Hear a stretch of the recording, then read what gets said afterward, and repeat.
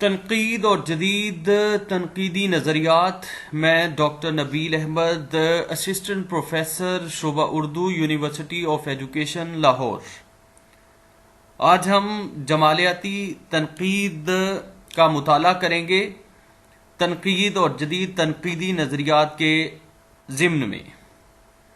جمالیاتی تنقید سے پہلے ہم یہ دیکھیں گے کہ مغرب سے آئے ہوئے جو رجحانات ہیں ان میں دو بنیادی اصطلاحات یعنی کلاسیکیت اور رومانویت. کلاسیکیت کے مفاہیم کیا ہیں اور رومانویت کے مفاہیم کیا ہیں، اور ان دونوں کا کیا آپس میں کوئی متضاد رشتہ ہے یا کوئی اور رشتہ ہے.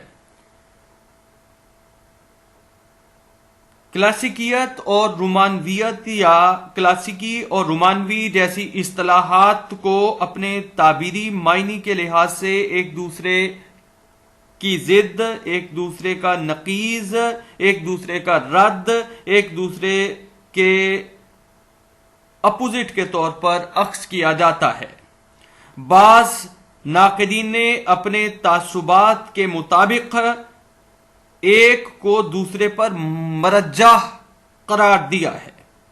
بعض ناقدین کے نزدیک دونوں فنی اور ادبی تصورات ایک دوسرے کا تکملہ اور ایک دوسرے کا اقرار ہیں کہ اچھے اور برے، خوب یا زشت، محدود و غیر محدود کے معنوں میں کسی بھی ایک کو دوسرے کے مقابلے پر رکھ کر دیکھنے کے معنی کسی کے ساتھ بھی انصاف نہ کرنے کے ہیں.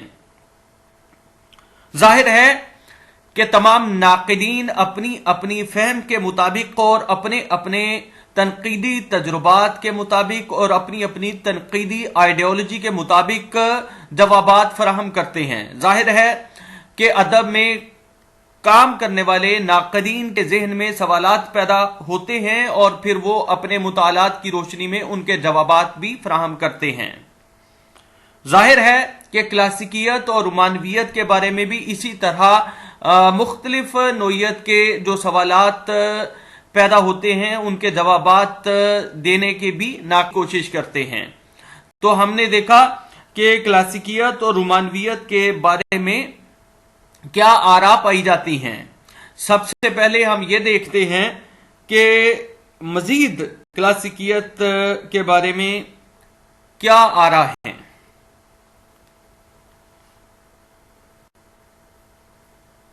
جمالیاتی تنقید اور جمالیاتی تنقید کا اقداری نظام. ہم جمالیاتی تنقید کے مطالعہ سے پہلے ہم یہ دیکھنے کی کوشش کر رہے تھے کہ کلاسیکیت اور رومانویت میں کیا فرق ہے یا کیا ان کے درمیان کوئی رشتہ ہے، کوئی تضاد کا رشتہ ہے یا کوئی اثباتی رشتہ ہے.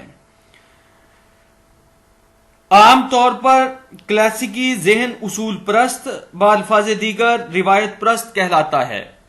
یعنی کلاسیکیت اور رومانویت کے درمیان میں ہم فرق کو پہچاننے کی کوشش کریں گے کہ کیا ان کے درمیان کوئی امتیاز ہے، کیا ان کی کچھ حدود ہیں.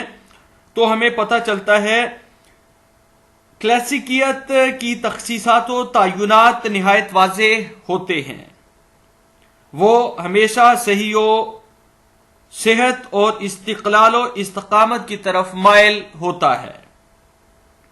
اس کے علیرغم رومانوی ذہن کی تشکیل بغاوت، حریت اور بے اصول پن سے ہوتی ہے.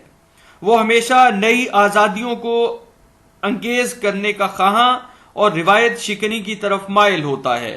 اسی لیے اس کا فن تنوع، تحرک اور مختص المکانیت کے محدود تصور کی نفی کرتا ہے اور ماضی بعید تا حال زمان کو ایک تسلسل میں دیکھتا ہے. دیکھیے، جمالیاتی تنقید اور اس کے اقداری نظام کے سلسلے میں ہمیں یہ بھی پتا ہے کہ جمالیاتی تنقید اور اس کا پس منظری مطالعہ بہت زیادہ اہمیت کا حامل ہے. تو ہم جمالیاتی تنقید سے پہلے اب یہ بھی دیکھنے کی کوشش کرتے ہیں کہ رومانویت کیا ہے، اور پھر سے ایک بار یہ جاننے کی کوشش کریں گے کہ کلاسیکیت کیا ہے اور کلاسیکیت اور رومانویت میں کیا فرق ہے، اور پھر ہم جمالیاتی تنقید کے اقداری نظام کی طرف آئیں گے، اور ہم یہ بھی جاننے کی کوشش کریں گے کہ جمالیاتی تنقید کے پیچھے کون سے مغربی مفکرین کا نمایاں کام ہے، یا انہوں نے اس تنقیدی میدان میں نمایاں خدمات سر انجام دی ہیں۔ تو دیکھیے، فریڈرک شلیگل، جن کا سال پیدائش 1772 اور سال وفات 1829 ہے، جس نے سب سے پہلے کلاسیکیت اور رومانویت کو ایک دوسرے کی ضد کے طور پر اخذ کیا تھا، یعنی اس نے سب سے پہلے فریڈرک شلیگل نے یہ فرق قائم کیا تھا کہ یہ ایک دوسرے کی ضد ہیں۔ مادام دے اسٹیل نے اسے قطعی نظریے میں بدل دیا اور کلاسیکیت کو ناپسندیدہ ٹھہرایا۔ شلیگل نے اول الواقع کو بت آسا یعنی جاریہ صورتحال اور اس کے متقابل دوسرے کو فریب آسا قرار دیا ہے۔ اس کے خیال کے مطابق کلاسیکیت اپنے فنی عمل میں لامحدود تصورات کو محدود ہیئت میں ڈھالنے سے عبارت ہے، جبکہ رومانویت شاعری میں آفاقیت خلق کرتی ہے کہ شاعر کے اپنے بنائے ہوئے اصول ہی اس کے رہنما ہوتے ہیں۔ گوئٹے نے ایک کو صحت کلاسیکیت اور دوسرے کو بیماری رومانویت سے موسوم کیا ہے۔ مختلف نوع مباحث میں کلاسیکیت اور رومانویت کو جہاں ایک کو دوسرے کی ضد قرار دیا گیا، وہیں کچھ تخصیصات بھی قائم کر دی گئیں۔ کلاسیکیت کے ضمن میں کہا جاتا ہے یہ نقل اساس عقلی، رومانویت کے ذیل میں کہا جاتا ہے یہ غیر عقلی، تخیلی اور جذباتی۔ اور پھر دوسری تخصیص جو کلاسیکیت اور رومانویت کے ضمن میں ہے وہ یہ ہے مائل با صداقت، یعنی اگر ہم کلاسیکیت کی بات کریں گے تو مائل با صداقت، اور جب ہم رومانویت کی بات کریں گے تو مشتبہ، اور پھر جب ہم کلاسیکیت کے تخصص کی طرف آئیں گے تو متحد، اور جب ہم رومانویت کی طرف آئیں گے تو متنوع۔ اسی طرح جامد و ساکت کلاسیکیت کے ضمن میں اور رومانویت کے ضمن میں متحرک و مؤثر۔ اسی طرح کلاسیکیت کے حوالے سے محدود اور رومانویت کے جب دائرے میں آئیں گے تو لامحدود۔ اسی طرح جب ہم کلاسیکیت کے دائرے میں آئیں گے تو راست اور سلیس مگر بلند کوش، اور جب ہم رومانویت کے دائرے میں آئیں گے تو ناراست، پیچیدہ مگر پرکشش۔ اسی طرح جب ہم کلاسیکیت کے دائرے میں آئیں گے تو پابند، ضابطہ بند اور مرکز جویانہ، اور جب ہم رومانویت کے تخصص کی طرف آئیں گے تو لاابالی، بے اصولہ اور من مانا۔ اور اسی طرح جب ہم کلاسیکیت کے حوالے سے بات کریں گے تو مرتب و متوازن، اور اس کے متقابل جب ہم رومانویت کے تخصص کی طرف آئیں گے تو غیر مرتب اور غیر متوازن۔ اسی طرح جب ہم کلاسیکیت کے دائرے میں آئیں گے تو ہمیں پتہ چلے گا کہ کمپلیٹ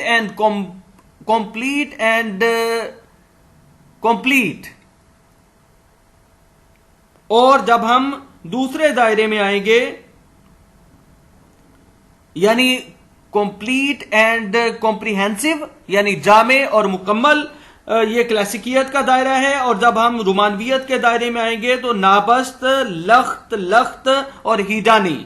اور پھر اسی طرح جب ہم کلاسیکیت کے دائرے میں آتے ہیں تو یہاں ہمیں پتہ چلتا ہے کہ صلابت آمیز و پخت، اور جب ہم رومانویت کے دائرے میں داخل ہوتے ہیں تو ہمیں اس کے تخصص سے پتہ چلتا ہے ناپخت۔ پھر اسی طرح جب ہم کلاسیکیت کے دائرے میں آتے ہیں تو مطابق با معمول عمومی، اور جب ہم رومانویت کے دائرے میں داخل ہوتے ہیں تو پھر ہمیں پتہ چلتا ہے سحر انگیز انوکھا. اسی طرح جب ہم کلاسیکیت کے دائرے میں آتے ہیں تو حقیقت پسندانہ یعنی معمول کے مطابق، اور جب ہم رومانویت کے دائرے میں داخل ہوتے ہیں تو ہمیں پتہ چلتا ہے غیر حقیقی اور غیر معمولہ.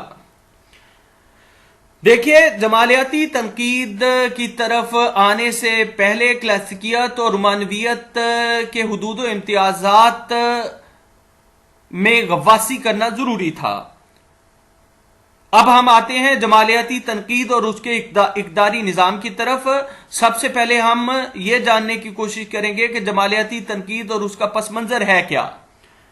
دیکھیے، مغرب کے بڑھتے ہوئے اثرات نے برِ صغیر میں معاشرتی زندگی کے بہت سے گوشوں اور بہت سی جہات کو متاثر کیا ہے. آسکر وائلڈ کے فلسفہ اصنام پرستی کی ماورائیت نے جمالیاتی تصورات کے فروغ کے لیے راستہ ہموار کیا.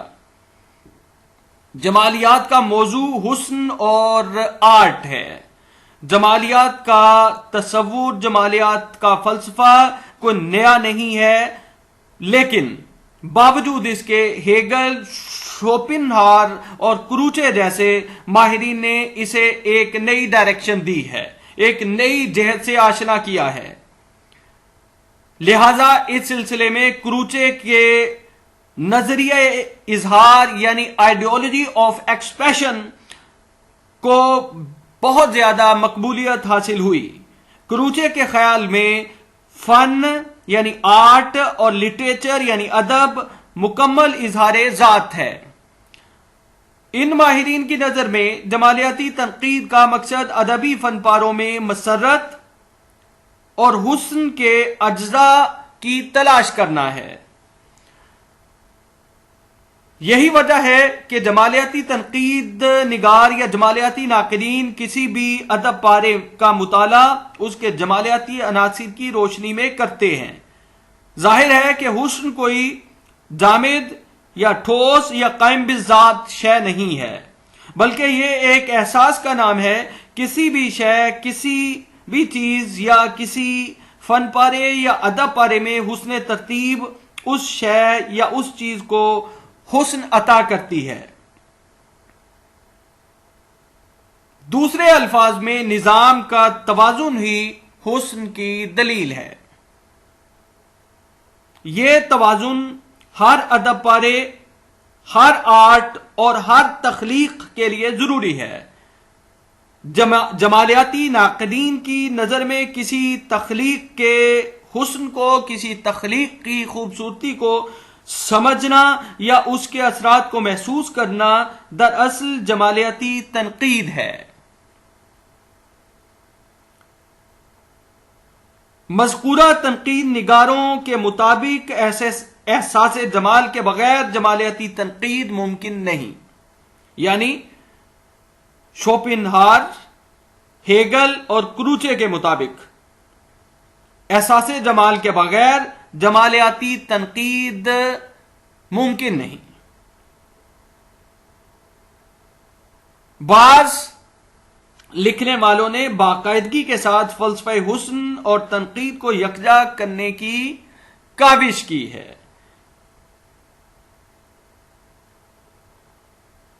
اس خیال میں اس طرح ادبی تنقید زیادہ یا پہلے سے بہتر ہو سکتی ہے. اگر ہم تنقید کے اشتقاقی ایٹمولوجیکل معنوں کو جمالیات سے باہم آمیز کر دیں تو اس طرح ہم اصول حسن کے دو اہم اوصاف یا دو اہم خصوصیات کو یکجا کر دیتے ہیں. اصول حسن کی یہ دو اہم خصوصیات یا اصول حسن کے یہ دو اہم اوصاف پرکھ، جانچ اور جمالیاتی محسوسات کہلاتے ہیں. جمالیاتی تنقید پرکھ، جانچ اور جمالیاتی محسوسات پر دلالت کرتی ہے. تنقید جس میں احساسات یا محسوسات، جس میں جانچ پرکھ ہو، ان میں کوئی عام اصول تلاش کرنے کے لیے تنقید کو ہم پھیلاتے ہیں یا ناقدین ان کو وسعت دیتے ہیں، اور اس میں ان فیصلوں کی اقدار کو شامل کرتے ہیں جو آپس میں گہرا رشتہ رکھتی ہیں۔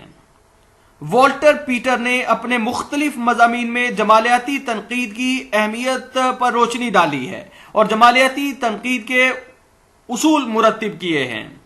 وہ اپنی مشہور کتاب نشأۃ ثانیہ کے پیش لفظ میں جمالیاتی تنقید کے اصولوں سے بحث کرتے ہوئے لکھتا ہے کہ جمالیاتی نقاد کو کسی بھی تخلیق کا جائزہ لیتے وقت، کسی بھی ادب پارے کا جائزہ لیتے وقت اس بات کا تعین کرنا چاہیے یا کرنا ہوتا ہے کہ اس تخلیق نے اس کے ذہن پر کیسے اثرات اور نقوش چھوڑے ہیں،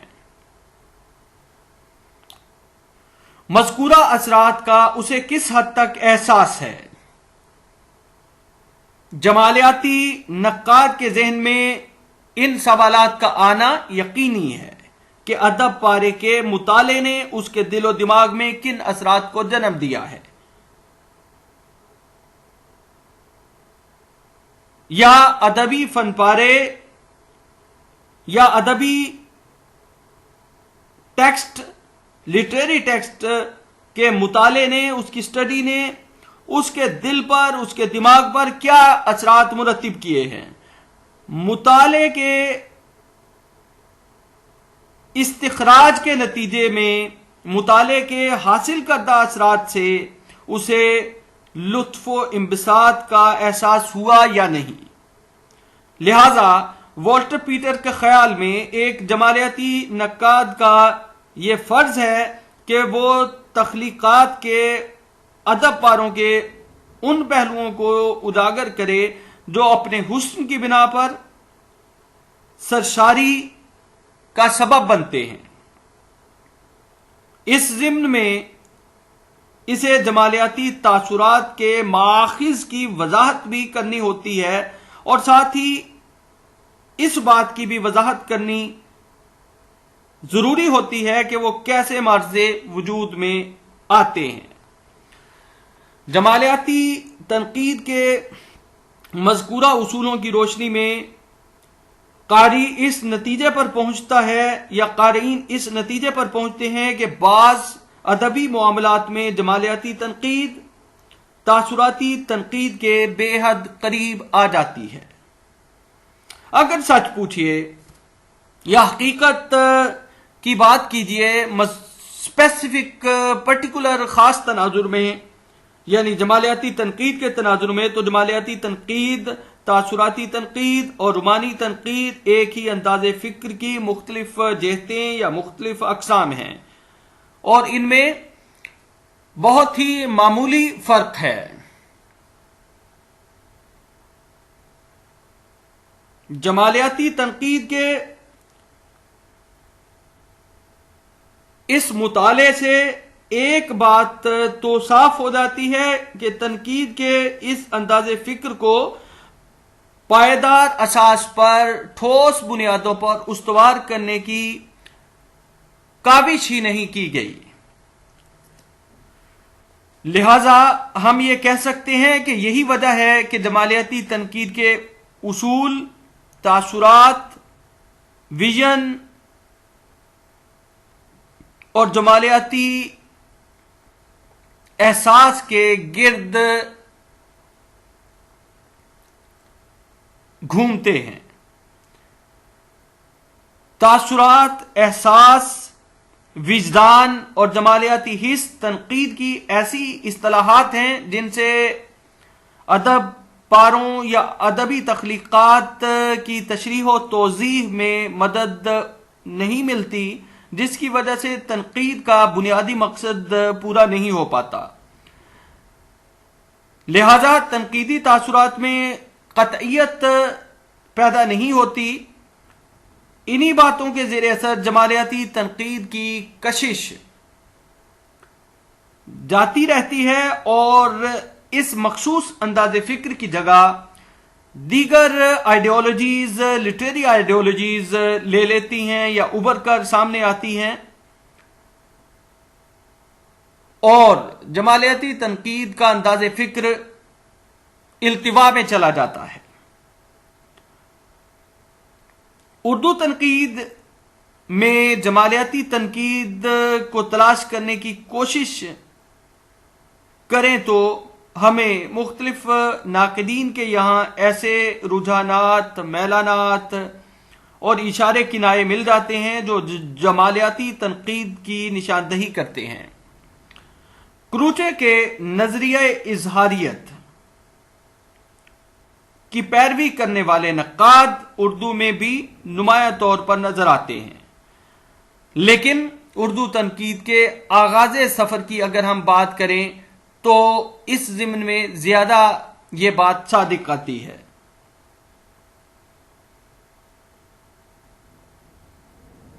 اردو کے تذکروں میں بھی ہمیں جمالیاتی عناصر مل جاتے ہیں، لیکن ظاہر ہے کہ اردو تذکرہ نگار ہیگل، کروچے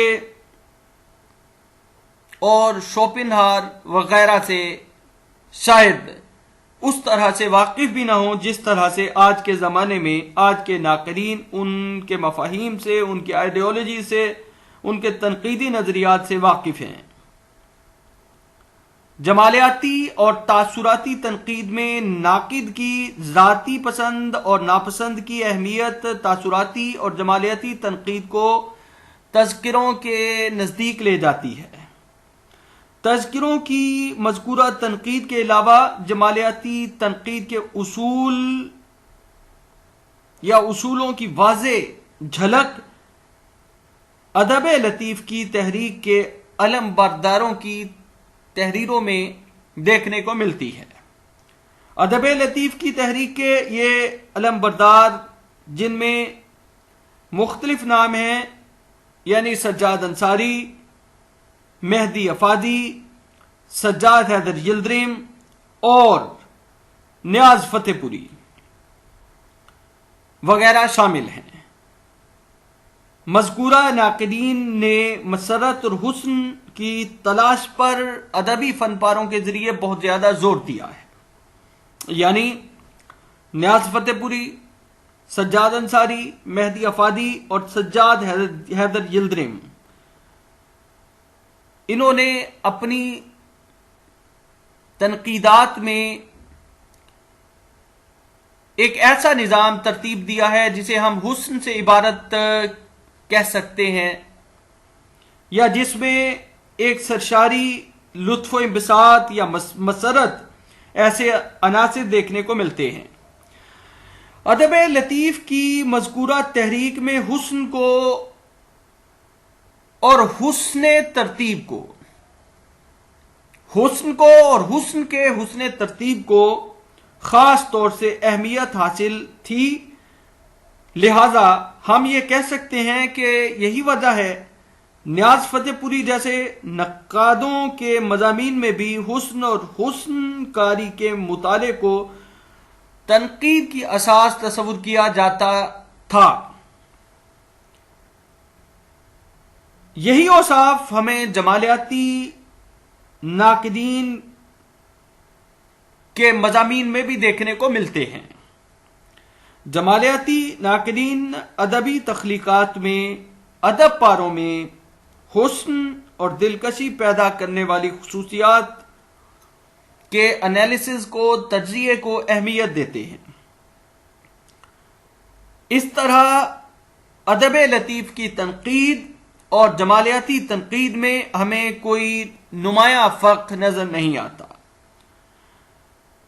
مذکورہ اصولوں کے علاوہ مذکورہ پرنسپلز کے علاوہ جمالیاتی نقادوں کے اسلوب بیان، طرز نگارش میں بھی حسن اور حسن کاری کے نمونے دیکھنے کو ملتے ہیں۔ جمالیاتی تنقید نگاروں یا جمالیاتی ناقدین کی شعوری کاوشوں کے نتیجے میں جمالیاتی تنقید میں حسن کا اظہار نمایاں انداز سے ہوتا ہے۔ زبان و بیان کا تنوع، ویریشن،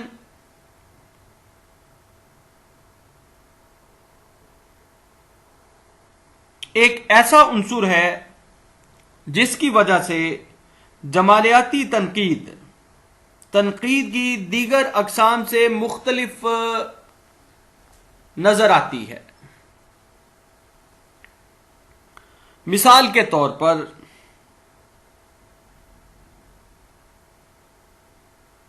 نیاز فتح پوری ایک جگہ لکھتے ہیں اپنی کتاب انتقادیات میں، اس کو یعنی نقاد کو صرف اپنی رائے پر اعتماد کرنا چاہیے اور سمجھ لینا چاہیے کہ جو کچھ میں کہتا ہوں وہی صحیح ہے۔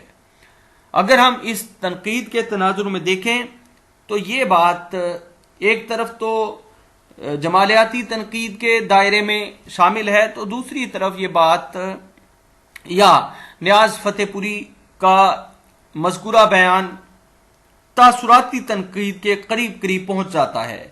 دیکھیے، جب ہم ایک ادب پارے کا مطالعہ کرتے ہیں اور پھر اس کے نتیجے میں ہمارے ذہن میں جو فوری تاثر قائم ہوتا ہے، ہم پھر اس تاثر کا بیان تحریر کی شکل میں یا تکلم کی شکل میں کرتے ہیں تو وہ تاثراتی تنقید کے دائرے میں داخل ہو جائے گا۔ اسی طرح نیاز فتح پوری اپنی کتاب انتقادیات میں ایک جگہ لکھتے ہیں، اگر میرے سامنے اردو کے تمام شعرائے متقدمین و متاخرین کا کلام رکھ کر مجھ کو صرف ایک دیوان حاصل کرنے کی اجازت دی جائے تو میں بلا تامل کہہ دوں گا کہ مجھے کلیات مومن دے دو اور باقی سب اٹھا لے جاؤ۔ اب کلیات مومن دے دینے سے کیا مراد ہے؟ ظاہر ہے کہ مومن اردو کے وہ شاعر ہیں جو بہت ہی سادہ پیرائے میں بات کرتے ہیں، مگر سادہ پیرائے میں پیچیدگی و پرکاری بھی ہوتی ہے، لیکن ان کے جو زیادہ تر موضوعات ہیں وہ حسن و عشق کی غمازی اور غواصی پر مشتمل ہیں۔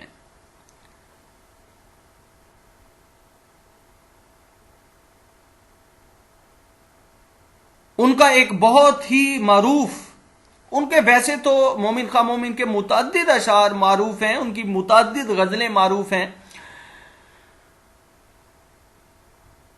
وہ جو ہم میں تم میں قرار تھا تمہیں یاد ہو کہ نہ یاد ہو، وہ جو ہم میں تم میں قرار تھا تمہیں یاد ہو کہ نہ یاد ہو، وہی یعنی وعدہ نباہ کا تمہیں یاد ہو کہ نہ یاد ہو۔ اب یہ پوری کی پوری غزل اگر ہم اس کا مطالعہ کریں اور اس کے بطن میں غواصی کریں تو ہمیں سب سے پہلے جس عنصر کا پتہ چلتا ہے وہ ہماری اردو غزل کا وہ رنگ ہے جو محبوب کے گرد اپنا دائرہ بناتا ہے، جو محبوب سے جدائی کے کرب کا بیان کرتا ہے، جو محبوب سے اپنی والہانہ محبت کا اظہار کرتا ہے، یا پھر ان کا بہت ہی معروف شعر تم میرے پاس ہوتے ہو گویا جب کوئی دوسرا نہیں ہوتا۔ یہ وہ عناصر ہیں جنہیں ہم خالصتاً جمالیات سے بھی تعبیر کر سکتے ہیں، لیکن اس کا یہ مطلب ہرگز نہیں ہے کہ اس میں اور معنی کی بازیافت ممکن نہیں۔ تو جہاں تک نیاز فتح پوری کا بحیثیت جمالیاتی نقاد کام ہے یا ان کا نظریہ تنقید ہے، جیسا کہ انہوں نے کہا کہ اگر میرے سامنے متقدمین اور متاخرین، متقدمین یعنی جو جن کو تقدم حاصل ہے، اور متاخرین یعنی جو بعد میں آنے والے ہیں، متاخر سے متاخرین. اگر یہ کہا جائے کہ مطلب ان کا کلام میرے سامنے رکھ دیا جائے یا ان کے دواوین میرے سامنے رکھ دیے جائیں اور یہ اجازت دے دی جائے، تو اجازت کس سے وہ مانگ رہے ہیں؟ یعنی ایک ایسی سٹیٹمنٹ، ایک ایسا بیان، ایک ایسی بات جو فوری طور پر چونکاتی ہے، لیکن جب ہم اس متن کی مختلف یعنی اس کے بطن میں اتر کر یہ جاننے کی کوشش کرتے ہیں کہ ان میں مفاہیم کی تہداری ہے، تو ہمیں جو ہے وہ مفاہیم کی تہداری اس طرح سے نظر نہیں آتی جس طرح سے نظر آنی چاہیے. ظاہر ہے کہ وہ جب کہتے ہیں کہ میں وداؤٹ اینی ہیزیٹیشن، بلا تامل، بغیر کسی ہچکچاہٹ کے یہ کہہ دوں گا کہ مجھے کلیات مومن دے دو اور باقی سب اٹھا لے جاؤ، تو اس سے کیا مراد ہے؟ کیا وہ صرف کلیات مومن ہی کا مطالعہ کرنا چاہتے ہیں؟ اگر یہ بات ہے تو پھر دیگر شعراء ان کے کلام کی بہرحال ایک اہمیت ہے، اور ظاہر ہے کہ یہاں وہ ان کی اہمیت سے انکاری نہیں ہے. وہ ایک ایسے دیوان کے بارے میں یا ایک ایسے کلیات کے بارے میں بات کر رہے ہیں، دیوان تو یہاں کہنا مناسب نہیں، کلیات کہنا مناسب ہے، کہ کلیات مومن کے بارے میں اس لیے بات کر رہے ہیں کہ اس میں حسن ہے، اور وہ بذات خود بھی حسن کے متلاشی ہیں. یعنی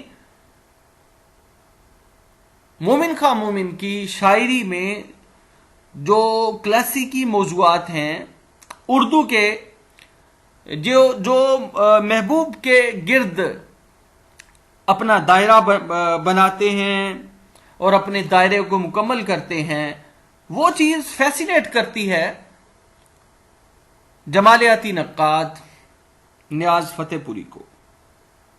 نیاز فتح پوری کی تنقید کے مذکورہ اقتباس سے ایک بات تو صاف ہو جاتی ہے کہ جمالیاتی نقادوں کے اسلوب بیان میں زبان و بیان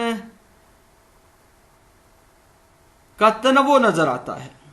زبان و بیان کا مذکورہ تنوع تنقید کے لیے کو خوبی تصور نہیں کیا جاتا. قاری نقاد کے متنوع اسالیب میں کھو جاتا ہے اور تنقید کا بنیادی مقصد ادھورا رہ جاتا ہے. تنقید کا بنیادی فنکشن اپنا دائرہ مکمل نہیں کر پاتا.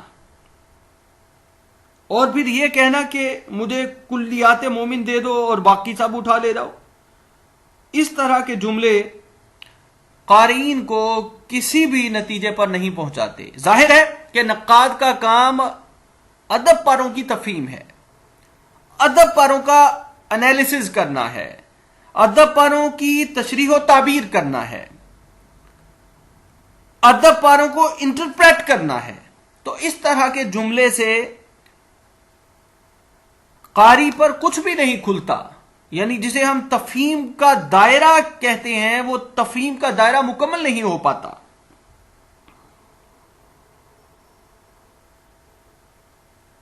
دیکھیے، تنقید ایک ایسا آرٹ ہے جو نہ تو کسی کی تعریف پر اپنا اختتام کرتا ہے اور نہ ہی کسی ادب پارے کے نقائص، بلکہ کریٹیسزم کا منصب تو اقدار کی تلاش ہے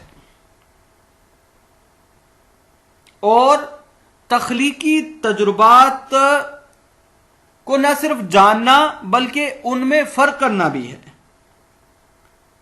دیکھیے، جب نیاز فتح پوری یہ کہتے ہیں کہ اس کو یعنی نقاد کو صرف اپنی رائے پر اعتماد کرنا چاہیے اور سمجھ لینا چاہیے کہ جو کچھ میں کہتا ہوں وہی صحیح ہے، تو یہاں انہوں نے ایک اٹل بات کر دی. دیکھیے جو پوسٹ ماڈرن کریٹیسزم ہے اس میں معنی کی فکسیشن پر زور نہیں دیا جاتا بلکہ معنی کی فکسیشن کو رد کیا جاتا ہے.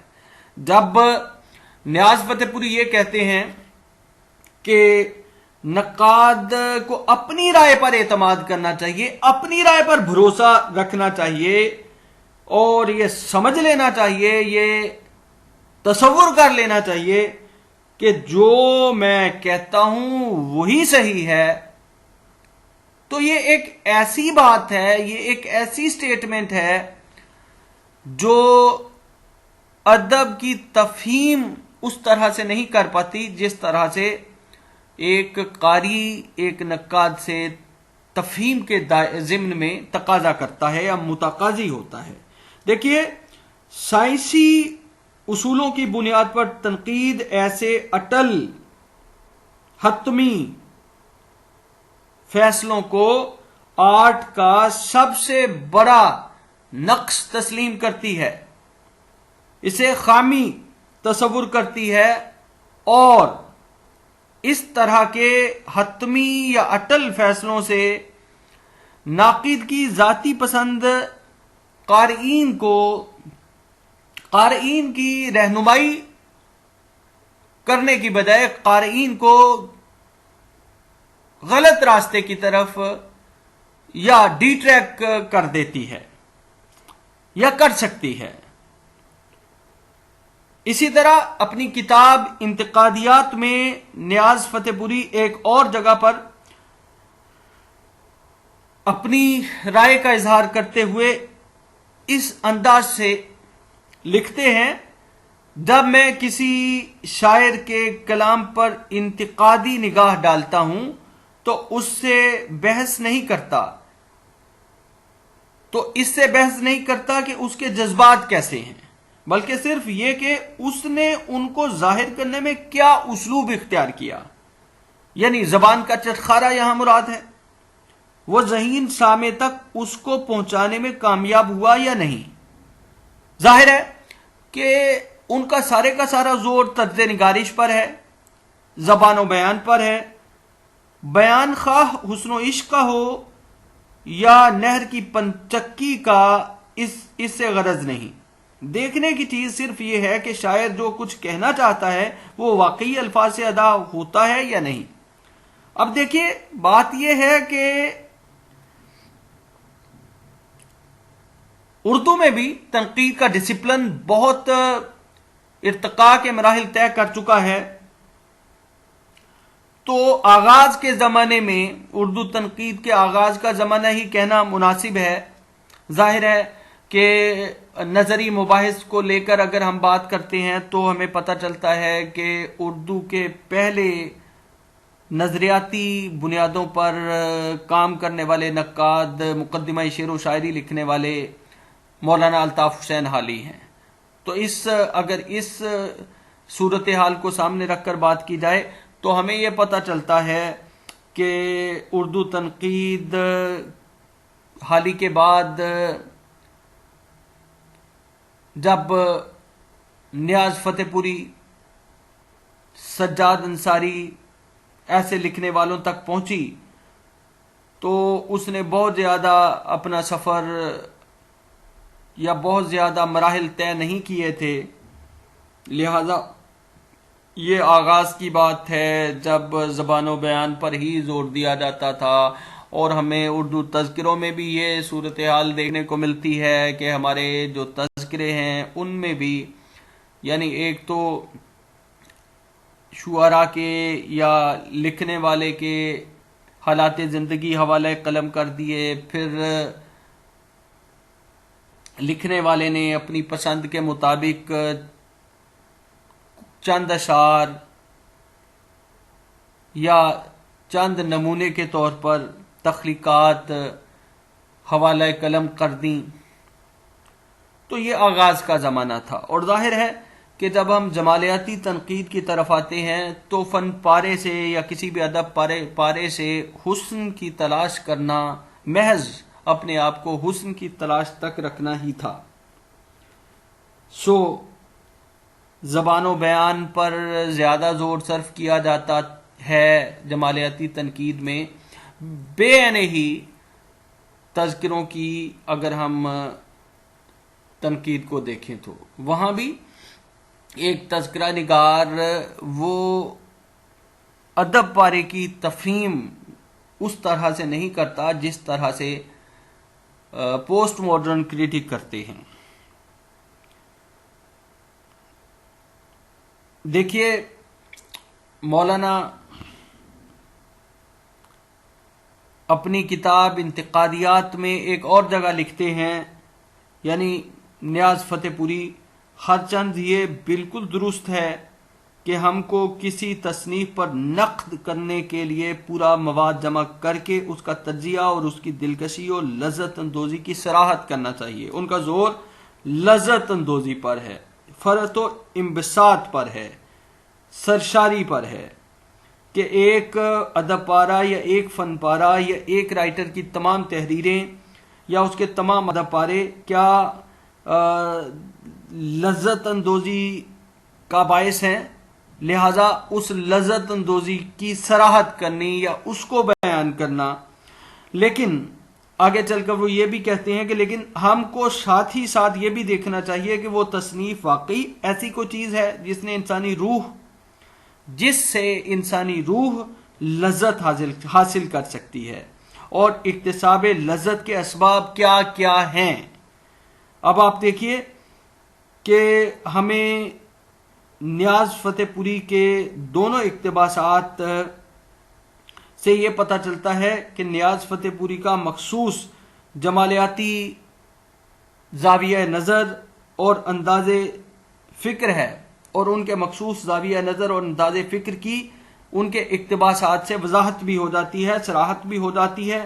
نیاز فتح پوری دوسرے جمالیاتی نقادوں کی طرح فن سے یا ادب پارے سے حاصل ہونے والی سرشاری پر زور دیتے ہیں اور ان محاسن کا تجزیہ کرنا چاہتے ہیں، یا ان محاسن کے تجزیے پر ان کو تیقن ہے جو حواس اور محسوسات پر اثر انداز ہوتے ہیں۔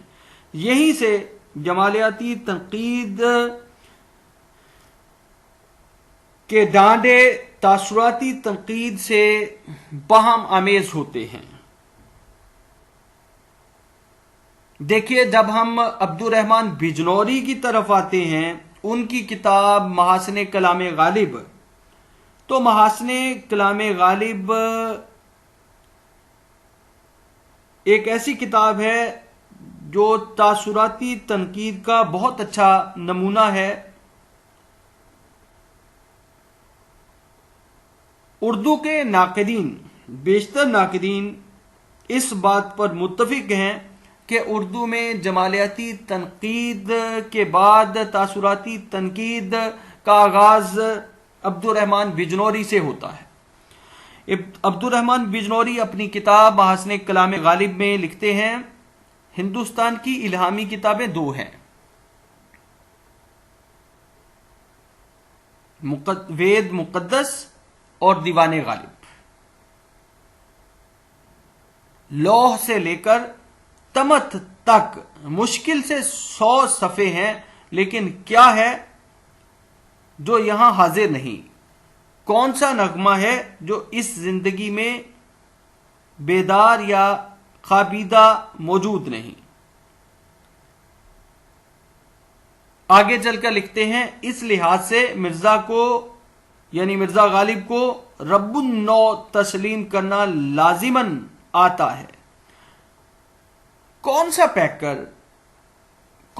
پیکر تصویر ہے جو اس کے کاغذی پیرہن پر منازل زیست قطع کرتا ہوا نظر آتا ہے۔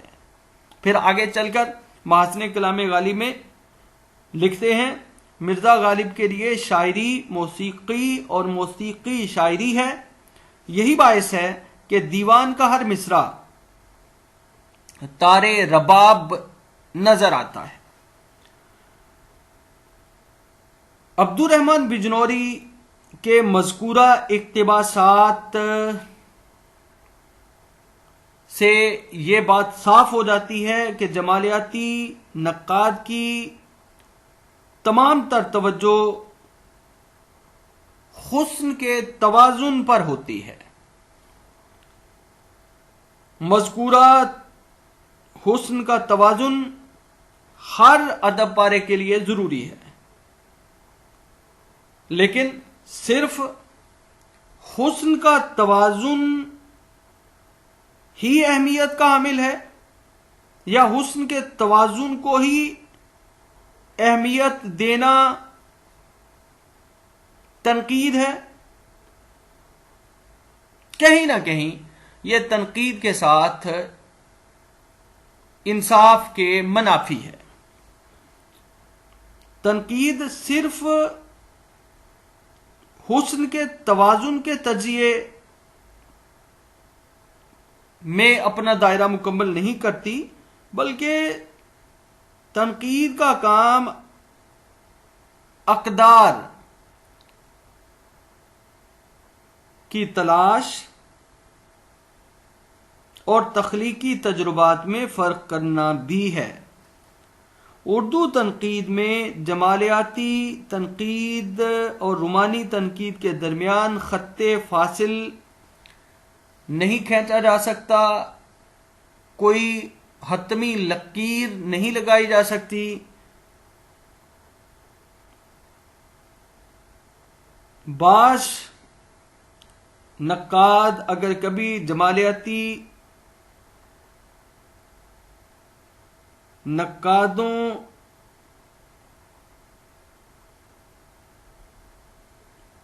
کی تحریروں کو پڑھتے ہیں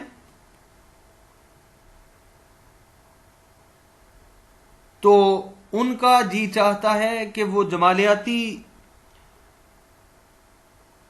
تنقید نگار یا ناقد تصور کیے جائیں یا کیے جاتے ہیں، تو کبھی ان کے بارے میں یہ بات ہوتی ہے کہ وہ رومانوی نقاد ہیں، اور کہیں کہیں ان کے بارے میں یہ بھی کہا جاتا ہے کہ وہ تاثراتی نقاد ہیں. اس لحاظ سے جمالیاتی تنقید، رومانی تنقید، تاثراتی تنقید، یہ الگ الگ دائروں میں ہونے کے باوصف ایک ہی بڑے دائرے کا حصہ بن جاتی ہیں یا ان کی باؤنڈریز ایک دوسرے کے ساتھ مس کرتی ہیں. نیاز فتح پوری کا شمار ایک طرف تو جمالیاتی نقادوں میں ہوتا ہے تو دوسری طرف رومانی نقادوں میں بھی تصور کیا جاتا ہے، لیکن فرانسیسی ادب اور انگریزی ادب میں رومانی تنقید یعنی رومانٹیسزم کی ادبی تحریک کا شاخسانہ ہے.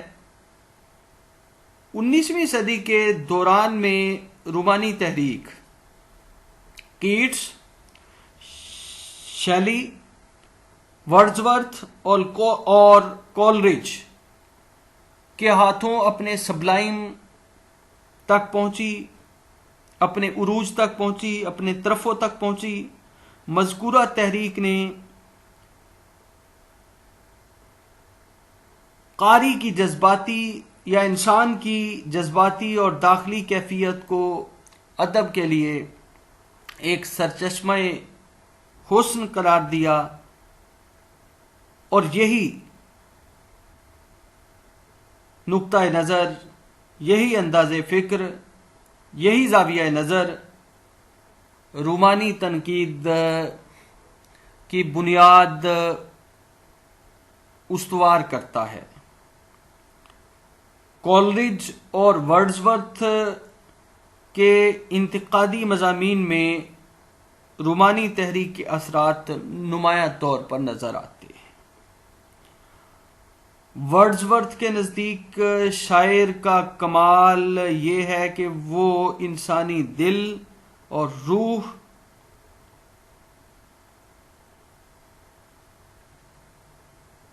دونوں کو فطرت کے ساتھ ہم آہنگ کر کے منکشف کرتا ہے. اور یہی ہم آہنگی لفظی تصاویر کی صورت میں، لفظی پیکروں کی صورت میں، لفظی امیجز کی صورت میں ایک شاعر پیش کرتا ہے۔ ورڈزورتھ شاعری کو صرف سرشاری کا، لطف و انبساط کا، مسرت کا اظہار تصور نہیں کرتے یا مسرت کا ذریعہ تصور نہیں کرتے۔ ورڈزورتھ کے نزدیک شاعری میں مسرت اور جمالیاتی حظ اور لطف و انبساط اور سرشاری کے ساتھ ساتھ شاعری علم و آگہی کا ذریعہ بھی ہے۔ ورڈزورتھ اس بات کو بہت زیادہ اہمیت دیتے ہیں۔ دوسرے رومانی نقادوں کی طرح ورڈزورتھ کے نزدیک داخلی اور انفرادی تاثر کی بھی اپنی جگہ ایک اہمیت ہے۔ ورڈزورتھ کے خیال کے مطابق شاعری شدید جذبات کا فوری اور بے تکلف اظہار ہے، یعنی spontaneous over flow of emotions یا ایکسپریشنز وغیرہ وغیرہ۔ اچھا، کولرج بھی رومانی تنقید کے اصول وضع کرنے والے مصنفین میں شامل ہے، اور شاعری کو صرف مسرت، لطف و انبساط، سرشاری، تلذذ، حظ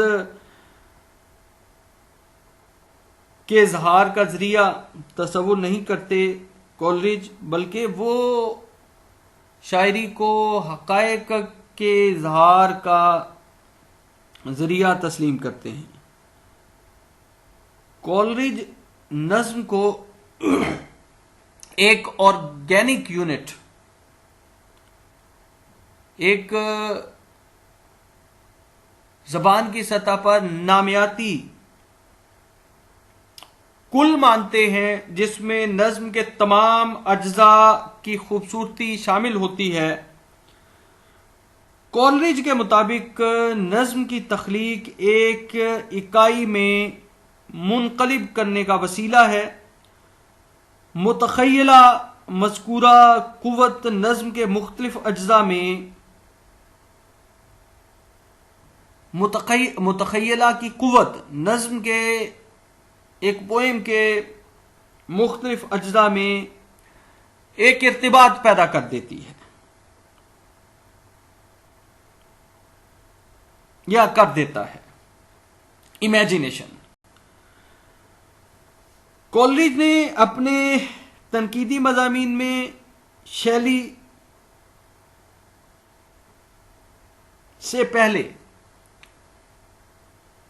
کچھ ایسی باتیں کی ہیں، اسی طرح شیلی نے بھی شاعری کے بارے میں اپنی آراء حوالہ قلم کی ہیں۔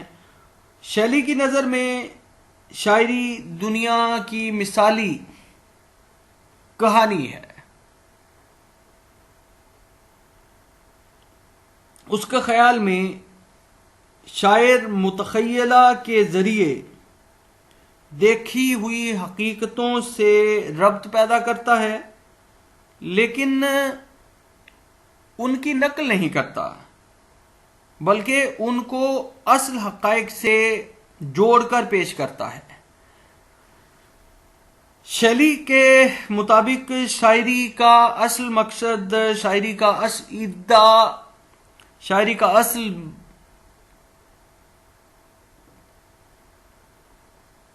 مقصود مسرت کا حصول ہے، لیکن شیلی ایسی مسرت پر زور دیتے ہیں جس کے ساتھ ویژن، بصیرت، عقل و فہم جڑی ہوئی ہو۔ لہذا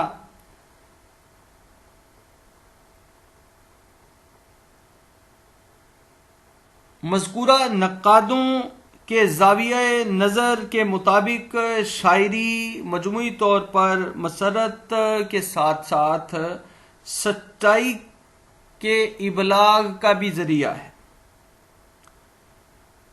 رومانی نقادوں کی سب سے بڑی کامیابی کہہ لیجیے کہ انہوں نے تنقید کو فلسفیانہ گہرائی عطا کی، لیکن جب رومانی تنقید منطق اور روایت کے بجائے مابعد الطبیعیات سے کام لیتی ہے، اور جب ایک تخلیق کار کے بطن میں اتر کر فن پارے یا ادب پارے کے مطالعے کی کوشش کرتی ہے، تو ایک طرح کے تعصب کی صورت پیدا ہو جاتی ہے۔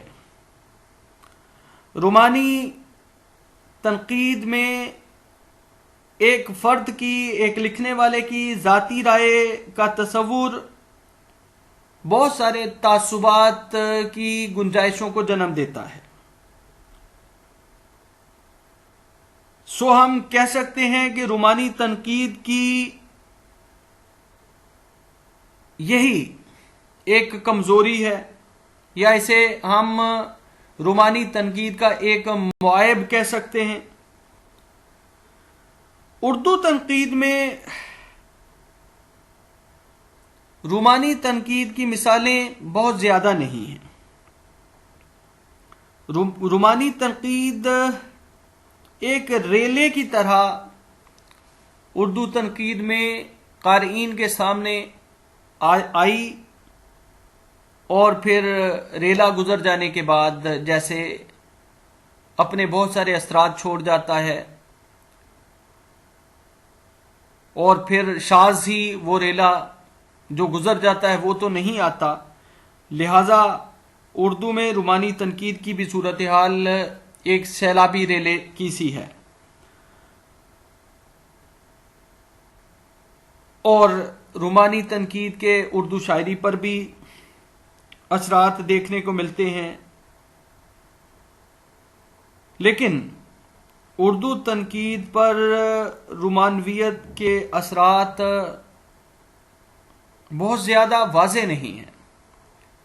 دیکھیے، ہم نے اردو میں لکھنے والے چند ناقدین کو بھی دیکھا، جیسے کہ نیاز فتح پوری کو دیکھا، اور اسی طرح ہم نے یہ بھی دیکھا کہ اردو میں اور جیسے عبد الرحمن بجنوری مطلب تاثراتی تنقید کے بنیاد گزار کہے جاتے ہیں، اور جمالیاتی تنقید کے ضمن میں ہم نے سجاد انصاری کا بھی ذکر کیا۔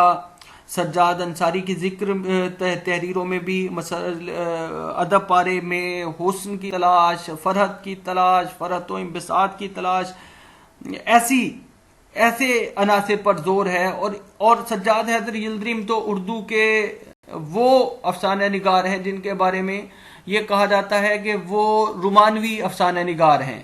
ظاہر ہے کہ ادب پارے کے وہ عناصر جو حسن سے عبارت ہیں، جو سرشاری کا ذریعہ ہیں، وہ ہمیں سجاد حیدر یلدریم کے یہاں دیکھنے کو ملتے ہیں۔ تو مجموعی طور پر ہم یہ کہہ سکتے ہیں کہ جمالیاتی تنقید ایک ایسا ڈسپلن ہے جو ادب پارے کے بطن میں اتر کر غواصی نہیں کرتا، بلکہ اس کا کام ایک تیراک کی طرح ہے، ایک پیراک کی طرح، یعنی سمندر کی تہ میں اتر کر جو موتی نکال کر لے آئے۔ جمالیاتی تنقید نگار شاید اس طرح سے ادب پارے کے بطن میں غواصی نہیں کرتے۔